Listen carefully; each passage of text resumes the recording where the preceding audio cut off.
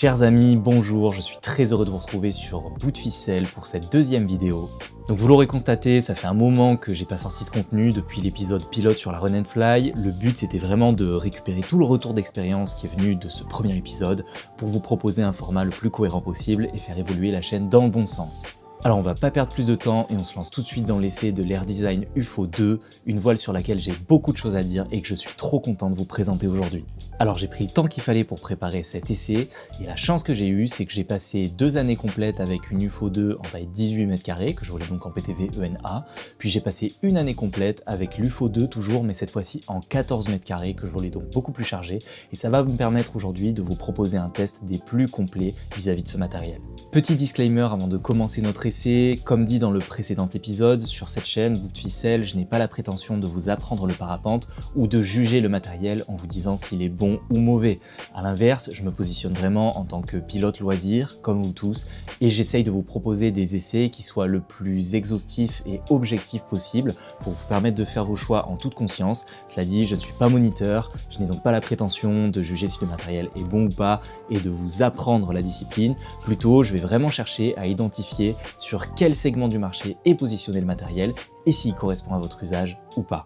Ceci étant dit, on peut commencer sans plus attendre l'essai de notre Air Design UFO 2 et pour ça je vais commencer par la question cruciale, à qui est destiné ce parapente monosurface ? Alors pour le dire rapidement, cette Air Design UFO 2 s'adresse à tout type de pilotes qui vont chercher du matos fiable, light et fun. Mais pour autant, avec son homologation ENA, elle est clairement destinée aux pilotes débutants dès la sortie d'école. Et ça, dans le monde de la monosurface, c'est vraiment quelque chose d'inédit. Merci à Air Design qui permet vraiment d'accompagner tout type de pilote dès la sortie d'école sur les plaisirs de la monosurface. Seconde question, à qui selon moi l'UFO n'est pas destinée ? Alors, elle ne s'adresse pas aux pilotes qui vont chercher avant tout de la performance. On reste sur une monosurface qui a donc des performances qui sont moindres que sur un parapente classique. Si la vitesse, le plané, la pénétration dans le vent sont pour vous des critères primordiaux dans les types de vols que vous faites, effectivement c'est un matériel qui ne répondra pas à vos exigences premières.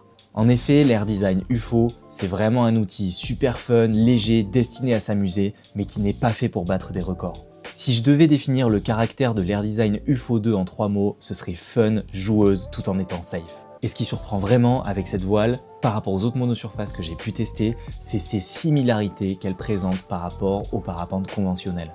Contrairement notamment à la Run & Fly qu'on a testé précédemment, on se sent tout de suite à la maison avec cette Air Design UFO si on a déjà appris à voler. C'est une voile qui est vraiment facile dans toutes les phases de vol, que ce soit au gonflage, durant le vol à proprement parler, ou à l'atterrissage. Elle sait se montrer à la fois agile, facile et super fun. On va passer à la carte d'identité de cette voile, sachant que je ne vais pas m'étendre sur le sujet puisque vous retrouvez une super vidéo qui est faite par Air Design, que je vais essayer d'afficher quelque part. Globalement, ce que je peux vous dire sur cette UFO 2, la nouvelle génération de l'Air Design UFO, la monosurface historique du constructeur, elle est sortie juste après le Covid. Elle est homologuée ENA, ce qui est une première et pour l'instant, à ma connaissance, la seule sur le marché des monosurfaces, avec des PTV standards homologués ENA ou ENB et étendus jusqu'à ENC. Alors ce qui est un petit peu spécial par rapport au test que j'avais initialement prévu, c'est que depuis que je teste ce matériel est sortie la Ronin qui vient directement un petit peu concurrencer l'Air Design UFO. Donc je vais en prendre compte dans cette vidéo, justement notamment puisque les petites tailles de l'UFO telles que j'ai pu tester, rappelez-vous j'ai une UFO 14, sont aujourd'hui supprimées du catalogue et deviennent le segment exclusif de la Ronin. L'Air Design UFO 2 n'est aujourd'hui disponible qu'en taille 16, 18 et 20 m², ce qui est un choix très cohérent de la part du constructeur, puisque les pilotes qui avaient tendance à voler les plus petites tailles sont souvent en recherche de vitesse supplémentaire, et pour ces personnes-là, la Ronin est tout indiquée. Pour rapidement vous parler des conditions dans lesquelles je l'ai testé, vous le verrez dans la vidéo, j'ai pu tout faire avec cette voile, des ploufs calmes en hike and fly, des décollages techniques, voler dans le vent, faire du soaring, faire du thermique, du paralpinisme. C'est vraiment une voile que j'ai emmenée sur tous les terrains, dans ces 2 tailles, ce qui me permet de vous proposer un essai très complet aujourd'hui. Ce qui est intéressant de noter, d'autant plus après le test de la Run & Fly qu'on a fait précédemment, c'est le positionnement d'Air Design avec cette UFO 2. On l'a vu, c'est une voile déjà qui est homologuée ENA, qui s'adresse donc clairement à tout type de pilote, y compris les grands débutants. Et du point de vue de la compacité et de la légèreté, Air Design est vraiment resté fidèle à sa philosophie. Dans un marché des monosurfaces qui cherche à tout prix à faire la course au gramme, la course à la compacité, l'Air Design UFO se positionne clairement comme une voile qui se veut fidèle à l'ADN Air Design, à savoir du matériel certes léger, certes compact, mais qui ne tombe jamais dans l'extrême. Ce n'est ainsi pas la voile la plus légère, pas la voile qui prendra le moins de place dans votre sac à dos. Par contre, c'est une voile qui sera robuste et qui vous apportera du plaisir pendant de nombreuses années car elle a été conçue avec la durabilité comme mot d'ordre. On l'a dit rapidement et c'est vraiment ce qui ressort à travers sa conception, cette voile n'a pas été conçue pour être une top performeuse dans un critère précis. C'est pas la plus légère, c'est pas la plus rapide, c'est pas la plus compacte. Mais ce qui est vraiment bluffant de la part d'Air Design, selon moi, c'est que cette Air Design UFO n'a aucun point faible. On ne la met en défaut sur aucun critère, elle est bonne partout et c'est ce qui en fait, selon moi, le meilleur compagnon pour commencer dans le monde de la monosurface. Oui, vous pourrez avoir plus léger si c'est dans vos critères, vous pourrez avoir peut-être plus dynamique et plus joueur comme une dent de lion dont on va parler, mais ce dont je suis certain quand je conseille l'UFO 2, c'est que le pilote ne sera jamais déçu. On passe très rapidement sur la construction dont je vais vous lire les détails. Là encore, Air Design nous fait un choix cohérent entre légèreté et durabilité. On a une très belle tenue du profil qui est bien tendue, on sent que le shaping a été travaillé. On apprécie aussi les caissons qui forment vraiment un vrai parapente sur un pourcentage non négligeable de la corde et c'est ce qui confère à cette UFO 2 des performances tout à fait honorables pour une monosurface. Bon, pour tout ce qui va être qualité des coutures et autres, on est chez Air Design, définition 10 sur 10, ils prennent que le top du top pour les matériaux, c'est soigné, ça se ressent, il n'y a vraiment rien à dire. En termes de construction toujours, on aborde le sujet des joncs, quelque chose de très important, quelle que soit la voile que vous voulez. Là encore, Air Design qui prend que le top du top pour du matos léger, on est sur des joncs en nitinol, ça permet d'être hyper durable et ils vont vraiment pas craindre d'être comprimés de manière un petit peu aléatoire on va dire quand vous faites du hike and fly et que vous cherchez à gagner un volume maximal. Là encore, merci pour ce choix. Quelque chose qu'il faut noter quand même d'un point de vue de la conception, c'est ressorti sur plusieurs des voiles lors de ce test, parce que je suis pas tout seul à avoir l'UFO dans mon entourage. On possède donc des joncs en nitinol et certains qui font la longueur intégrale de la corde, comme vous pouvez le voir sur ces images, pour donner un petit peu plus de structure au profil de l'aile. Après environ 1 an d'utilisation, on est plusieurs pilotes à avoir eu au niveau du galon de bord de fuite le jonc qui finit par percer et par sortir, comme vous pouvez le voir sur ces images. Alors il n'y a rien de rédhibitoire puisque c'est une réparation qui est très facile à faire. Merci d'ailleurs à Marseille Parapente Atelier pour la petite répa. On est venu poser, comme vous le voyez sur cette vidéo, un petit renfort en millard qu'on est venu coudre. Toutefois, c'est quelque chose qu'il fallait vraiment que je fasse ressortir puisque, en termes de durabilité, c'est l'un des seuls aspects négatifs qui est ressorti lors de ce test. Faites donc attention si vous possédez une Air Design UFO 2 d'avoir des pliages qui viennent pas trop la contrainte pour retarder au maximum le fait que le jonc vienne de percer. Et j'espère, comme on avait des voiles datées plutôt du début de la production de l'UFO, que c'est un défaut de jeunesse qui aura été corrigé par Air Design avec le temps. En termes de durabilité perçue, du coup, je lui donne la note de 9 sur 10. On est sur une monosurface qui est vraiment conçue pour durer, que ce soit dans le tissu, le nombre de coutures, le choix des suspentes ou le matériau des joncs. Je lui ai enlevé un point donc pour cette fameuse histoire des joncs nitinol qui ont fini par percer, mais je suis certain que c'est un défaut de jeunesse qui aura été corrigé dans les séries futures. Allez, on passe tout de suite au cœur du test, à savoir le déballage de la voile au sol. Et ce qui ressort tout de suite au niveau des suspentes et des élévateurs, c'est qu'on a un plan de suspentage hyper épuré. On est sur du 3 lignes, c'est clair, c'est lisible, un cône court, on adore. En termes de lisibilité, les suspentes, franchement, c'est excellent. Air Design, là encore, ils ne prennent que le top. On a donc des suspentes en aramide dégainées et entièrement colorées sur les 3 faisceaux A, B, C, avec la ligne de frein en jaune fluo bien sûr. Et ça nous crée vraiment une lisibilité du cône de suspentage parmi les meilleurs sur ce segment de marché. Qu'on soit débutant en apprentissage ou un alpiniste qui n'a pas le droit à l'erreur, franchement, c'est vraiment un must de ce point de vue-là. On vient de parler de la lisibilité, tout de suite arrive le démêlage des suspentes. Là encore, c'est vraiment un must puisqu'on a des suspentes super lisibles, un cône court, des élévateurs qui enfin sont similaires à ceux qu'on retrouve sur un parapente léger. On n'est donc pas aussi dépaysé que par exemple sur une run and fly avec ses élévateurs spéciaux. C'est propre, c'est coloré, c'est qualitatif. Là encore, bravo Air Design. Sur les élévateurs, parlons maintenant du système d'accélération. On est sur une voile qui est dépourvue de trim, qui possède un système d'accélérateur. Alors il est très appréciable parce qu'il a une vraie conséquence sur la vitesse max de la voile. Je l'ai mesuré à environ plus 7 km/h. Et c'est un petit gain de vitesse qui est bienvenu compte tenu des faibles performances des monosurfaces dans le vent. Là encore, merci aux constructeurs de nous proposer des solutions réellement utilisables sur le terrain. Enfin, pour terminer sur la partie construction et élévateur, on va parler des poignées de frein qui là encore sont super confort, top qualité, rien à dire. On est très loin de ce qu'on avait sur la Run & Fly encore une fois. Seul petit bémol que je viendrai ajouter, pour le poids que ça pèse, selon moi, c'est vraiment indispensable d'avoir un émerillon sur les lignes de frein pour limiter les taurons qui se forment dans le temps et qui participent au raccourcissement des drisses. Bon, un petit peu dommage de ne pas avoir ça, pour autant c'est très courant sur les voiles light malheureusement, donc ce n'est pas du tout rédhibitoire de mon point de vue. Passons maintenant à la prévole. Donc vous l'aurez compris, si je dois la noter, on est sur un 10 sur 10. Hein. On a une voile qui est hyper compacte, faible allongement, un cône court, des lignes super faciles à démêler avec un plan épuré et des couleurs. Franchement, c'est le top. On arrive, on pose la voile, on fait son check, on décolle en 2 secondes. Génial de ce point de vue-là. Au niveau des pièges fréquents, attention avec cet UFO, comme pour toutes les monosurfaces, dès qu'il commence à y avoir de l'air, autour de 15-20 km/h au décollage, ça veut voler tout seul, même sans impulsion du pilote. Soyez donc très vigilant dans ces conditions-là, surtout si vous débutez. Et enfin, bien sûr, on est sur des élévateurs légers, un petit peu plus dur à lire quand même que sur des parapentes classiques en sangle. Faites particulièrement attention aux tours de sellette au décollage, ça peut arriver avec ce type de matos, bien que ce ne soit pas uniquement le cas de la UFO.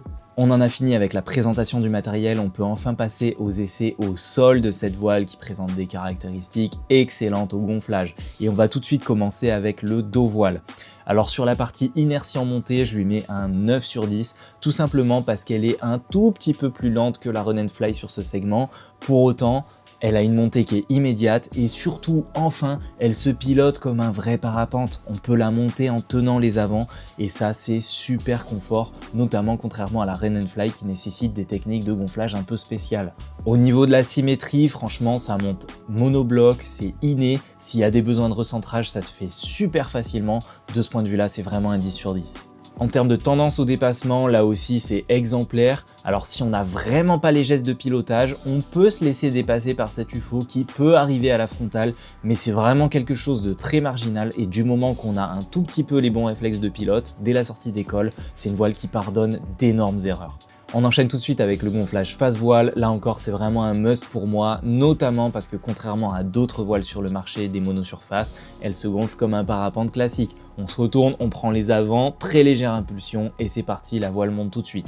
Attention, ne soyez pas bourrin sur l'impulsion, sinon elle va monter comme une balle de fusil. Il faut y aller vraiment tout doux avec cette voile. Passer sur une monosurface quand on a été habitué à des parapentes classiques, ça nécessite un petit réapprentissage, notamment pour doser les impulsions, que ce soit à la commande ou sur les avants. Comme pour toutes les monosurfaces, souvenez-vous, je ne le répète jamais assez, passez 15 km/h, soyez vigilants. À ces valeurs de vent-là, je recommande vraiment un gonflage en Oméga, voire même en Cobra, c'est le top du top. C'est des manœuvres qui passent super bien avec ces voiles, qui sont faciles. Vraiment, ne vous en privez pas, le vent, c'est vraiment l'un des critères avec lesquels il faut faire particulièrement gaffe en monosurface. Ne vous faites pas piéger. En termes de stabilité, dès que la voile est au zénith, top du top, franchement, c'est une facilité déconcertante pour la garder au-dessus de la tête, même quand il n'y a pas d'air, ce qui est vraiment agréable, dans moins de 10 km/h, elle va tenir super facilement, elle permet des décollages safe, c'est un bonheur. Si vous avez une gestuelle vraiment désynchronisée et trop ample, effectivement, c'est une voile qui pardonnera peut-être un petit peu moins que la Run & Fly, mais vraiment, on est du côté ultra facile et débutant du spectre. Allez, on a terminé avec le gonflage, on peut passer au décollage et on a une prise en charge qui est franchement excellente, bien meilleure d'ailleurs que sur l'UFO première génération. Je la trouve personnellement meilleure aussi que sur la Run & Fly. On est sur une voile homologuée ENA. Donc de ce point de vue-là, franchement, très bonne prise en charge. 2-3 pas et on est en l'air, même sans vent. Et on peut l'améliorer en mettant un tout petit filet de frein au moment du décollage, vous verrez, ça aide à partir, c'est top du top. Le décollage étant terminé, on peut passer aux essais en vol, et là je ne tarirai pas d'éloges sur cette Air Design UFO 2. Si je dois parler en premier lieu du virage, on est sur une voile qui est franchement joueuse et dynamique, comparé à la Run & Fly testée précédemment. On va ainsi avoir un virage qui est plus dynamique et plus plongeant que la Run & Fly. C'est une aile qui sera beaucoup plus joueuse, qui va tourner dans un mouchoir de poche. Pour autant, si on veut rester en l'air, il faudra donc être un petit peu plus fin dans sa manière de gérer les commandes pour maximiser justement son taux de chute. Alors certes, le virage va être un peu plus plongeant que sur la Run and Fly, mais pour autant, quel bonheur de voler longtemps avec cet UFO et je veux absolument me battre contre sa réputation de fer à repasser, qui est notamment portée par les pilotes de parapente qui ne connaissent pas la monosurface. C'est une voile avec laquelle j'ai pu voler des heures en l'air, que ce soit dans des conditions de soaring, comme vous pouvez le voir sur ces images. C'est un pur régal cette voile, du moment qu'il y a 10-15 km/h de vent et une pente avec du rendement. Et c'est aussi une voile que j'ai pu amener dans des conditions thermiques et avec laquelle je me suis régalé, notamment grâce à sa vitesse supérieure à la Run and Fly et à sa sécurité passive maximale. On est donc sur un outil qui va certes avant tout vous permettre de super vols rando et de beaux ploufs, mais qui sera loin de se cantonner à cette simple utilisation et qui pourra vous procurer de nombreuses heures de plaisir en l'air. En termes de rayon de braquage, c'est un bonheur, ça tourne sur place. Et il y a une très bonne progressivité à la commande. On a vraiment un premier débattement qui va permettre de caler la voile dans ses virages. On va pouvoir essayer de la faire tourner à plat pour maximiser justement sa tenue dans les ascendances, notamment en soaring. Et après, dès qu'on commence à engager un peu, la voile a tout de suite du répondant. On va pouvoir facilement l'envoyer face planète. C'est vraiment un bonheur pour les pilotes qui aiment justement ce comportement un petit peu plus dynamique. Puisqu'on est en train de parler du face planète, critère de sécurité essentiel, comment elle en ressort. Là aussi c'est du 10 sur 10, sans action du pilote, on se met bras haut, l'aile va tout de suite sortir et elle ne présente pas de mouvement pendulaire suffisamment ample pour nécessiter des actions de pilotage obligatoires. Vraiment, sécurité, on est sur une ENA. Un point intéressant en vol, c'est tout ce qui va concerner le tangage et le roulis. Alors pour autant, on est sur une voile qui est très amortie sur le tangage, mais qui présente un roulis assez marqué. Alors il va certainement de pair justement avec son dynamisme qui est agréable, mais du coup attention pour les plus débutants d'entre vous, on ressentira des petits mouvements de roulis parasites qui peuvent apparaître avec cette voile qui est quand même moins filtrée de ce point de vue là, par exemple qu'une Run and Fly, mais c'est ce qui lui confère son côté joueur et agréable. En termes de ressenti d'information, donc la manière dont communique la masse d'air, je lui mets un 7 sur 10. On est sur une voile qui est super safe, qui est plutôt bien amortie pour la catégorie, pour autant ça reste une monosurface, on ressent donc tout ce qui se passe dans la masse d'air, c'est particulièrement moins agréable à voler qu'un parapente dans des conditions thermiques. Allez-y mollo, ne vous faites pas peur, mais rappelez-vous, on est sur une voile homologuée ENA, elle vous accompagnera dans toutes les conditions du moment qu'elles sont adaptées à votre niveau. En termes de performance pure de cet Air Design UFO, on a pour commencer une vitesse bras haut qui est très correcte. Je l'ai mesuré pour ma part en PTV ENA autour de 30 à 33 km/h. C'est pas la plus rapide du marché, mais on est sur une vitesse bras haut qui est tout à fait acceptable, d'autant plus que, souvenez-vous, on possède un accélérateur vraiment utilisable qui m'a apporté, moi j'ai mesuré plus 7 km/h accéléré à fond. On est donc sur des plages de vitesse pour une monosurface qui sont tout à fait acceptables. En termes de pénétration, notamment face au vent ou face à la turbulence, là ça bute un petit peu forcément. On est sur une voile à faible allongement avec de la performance modérée. Prenez donc des marges suffisantes quand vous avez des vols face au vent ou si c'est un petit peu turbulent. On a vite fait de se faire piéger avec ce matos-là. Augmentez les marges de sécurité. Le plané, vraiment très correct pour la catégorie, on apprécie vraiment, contrairement à la Run and Fly, qui se fasse bras haut et non pas avec un filet de frein. Personnellement, je l'ai mesuré en moyennant sur mes vols autour de 6,5 à 7. C'est vraiment très bon pour la catégorie, rien à dire de ce point de vue-là. Attention tout de même, souvenez-vous, on se fait plus vite coller face au vent. Prenez des marges, moi je vous invite à commencer des plans de vol autour de 5 de finesse pour justement vous habituer au matériel sans vous faire peur au début. En termes de comportement en air turbulent, on a dit on est sur une voile homologuée ENA, donc oui elle transmet, c'est moins confortable et moins filtré qu'un parapente, mais pour autant elle est du côté maximal du spectre de la sécurité passive. Parlons maintenant des manœuvres de descente rapide et on va commencer par les oreilles. De ce point de vue-là, elles se font bien. Oh, allez, tu me gênes toi. Parlons maintenant des manœuvres de descente rapide et on va commencer par les oreilles. Alors c'est une manœuvre qui se font assez bien sur cette UFO 2, mais elle reste quand même un petit peu physique. Faut pas hésiter à bien descendre les mains et à les verrouiller sur les élévateurs parce que la voile veut rouvrir, elle veut revoler. Du coup ça secoue un petit peu, c'est bruyant, il y a du flappement et surtout, notamment pour les pilotes débutants, surveillez le roulis qui peut apparaître assez rapidement sous cette voile quand on le fait aux oreilles. Au niveau des 360 engagés, vraiment c'est le top. La voile est linéaire dans sa réponse, mais elle apporte de l'énergie dès qu'on en demande. On peut la caler avec beaucoup d'angles et même face planète assez rapidement, c'est très agréable. Et on est sur un comportement qui va tolérer de belles erreurs de pilotage sur la sortie, idéal donc pour accompagner les débutants. Pour autant, n'allez pas vous mettre face planète sans maîtriser la manœuvre et l'avoir préalablement travaillé en école. On va pouvoir terminer l'essai en vol de cet UFO en parlant de son comportement à l'atterrissage. En premier lieu, en ce qui concerne l'approche, on a une finesse moindre que sur un parapente, des virages plongeants qui viennent vraiment faciliter une approche, notamment dans des terrains exigus. Pour autant, il y a vraiment une consigne qui est indispensable à respecter, c'est vrai avec toutes les monosurfaces et les parapentes en général, il faut absolument soigner une belle et longue finale droite. Ne posez surtout pas en pendulaire ou avec du frein, notamment avec une monosurface. La ressource, vraiment, c'est la très belle surprise de cette UFO 2, notamment pour l'avoir comparée avec celle de première génération. Bravo Air Design, elle est très agréable pour une monosurface. On sent donc réellement les progrès qui sont faits sur cette nouvelle génération de monosurface. Sans vent, sous la 14 mètres carrés, vous pouvez me voir ici chargé à 75 kg. Je pose comme une fleur. Qu'est-ce que c'est agréable! C'est notamment dû à une nouvelle technologie de freinage qui engage l'essai grâce à une bille en plastique qui vient taper dans la poulie de frein et ça entraîne ainsi tout l'élévateur vers le bas. On a un effet qui est donc comparable à celui de la Run & Fly mais sans les élévateurs complexes avec le renvoi de ligne des freins. Bravo Air Design pour cette nouvelle solution technologique. En termes de tolérance et d'erreur sur le timing, on est sur un très bien, toutefois ça reste une monosurface. Il y aura donc une période d'apprentissage nécessaire si vous venez du parapente. Faites attention sur les premiers vols, essayez de poser face à une brise même légère.